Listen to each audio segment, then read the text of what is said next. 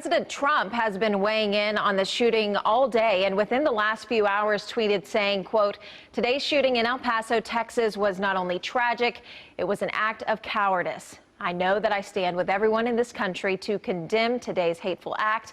There are no reasons or excuses that will ever justify killing innocent people." According to the Gun Violence Archive, there have already been 248 mass shootings in the U.S.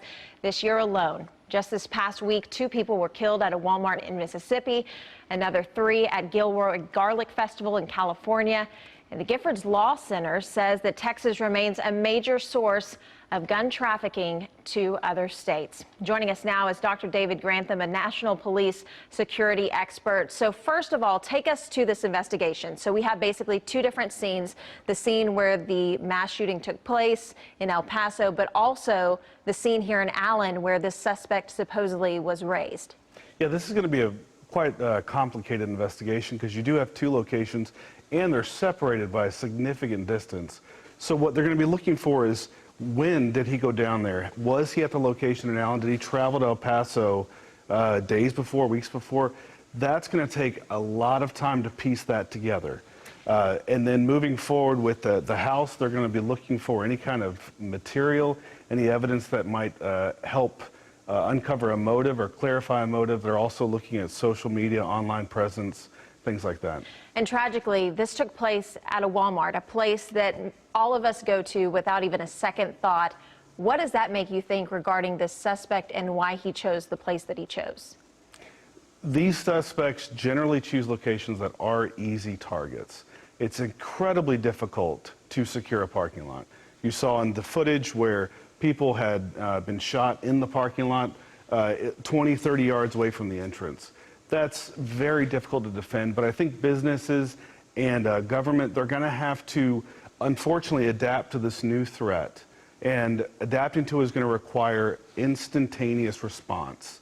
Other countries have had experiment with this, like in Israel, where they have decided we're going to engage the target as quickly as possible. So some of these businesses, they'll probably have to move away from the model of focusing on shoplifting, where there's a lot of cameras. Reactive response, they're going to have to prepare teams that respond immediately, proactively, instantly. So let's talk about if, unfortunately, tragically, you find yourself in a situation like this at a place that you would never think this would happen. What on earth do you do?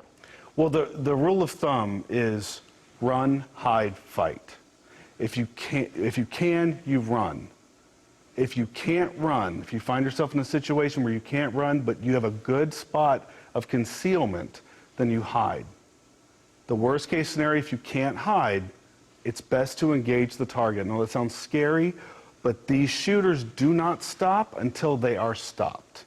So unless they run out of ammo, or unless someone engages them, tackles them, does something to disrupt their activity, they will not stop. And that's the misnomer, is often people think, well, if I just stay put, they'll stop shooting eventually, and they usually won't. And you were also saying to be vigilant even before something like this has a chance to take place. Watch for things on social media. Watch for things that are red flags that maybe you need to alert authorities about. There's one thing that we see often with these shooters is they praise past shooters.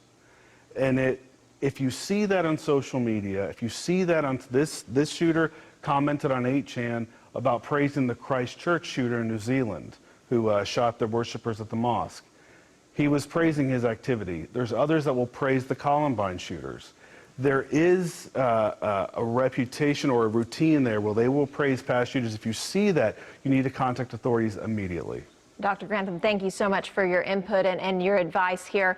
This is something that we're going to continue to follow, and I'm sure it's not the last that we've heard about the details of this tragic incident and heartbreaking story.